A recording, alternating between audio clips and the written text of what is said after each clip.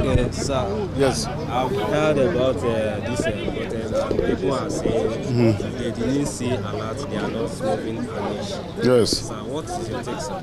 Well, thank you very much. First and foremost, my name is Deputy Veteran Commander Awal Abdullahi Aliyu. I'm the spokesperson, Ministry of Defense Standing Committee on Military Veterans Welfare, the Secretary General of Veterans Federation of Nigeria, as well as the Deputy National Coordinator, retired members of Nigerian Forces. We are here today at the Ministry of Finance to protest the outstanding balance of 50% payment, which was earlier not paid. We were earlier paid 50% in December 5th, and then we were promised complete payment by the end of December 2024. That was not done. So right now, with the Chairman of Military Pension Board, as you can see, just left here, he has confirmed receipt of payment of the outstanding 50% balance, which is about 23 billion plus. He has further reaffirmed it.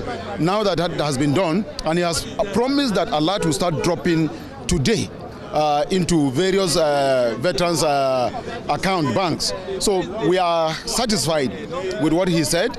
We are appreciative first and foremost to the President Commander-in-Chief Bola Ahmed Tinubu, as well as the Minister of Defense Badr Abubakar, the Minister of State Dr. Bello Matowalle, the Permanent Secretary Dr. Aduda, and then of course the Chairman Military Pension Board, who has just left here.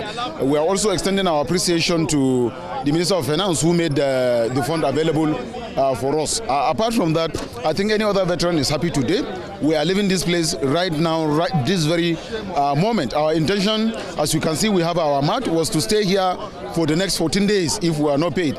But since the money has entered Military Pension Board account, and the chairman has assured us, and we trust him, we don't have any issue again. We are dispersing, we are good to go. And like I said, we are appreciative of all that's contributed towards the success of this payment today.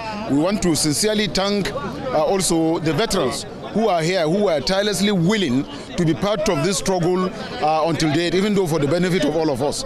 So we thank them very much, and we pray that this will not happen again. It was not our intention to embarrass the government. It is not our intention to do anything that will be inimical to the president in particular.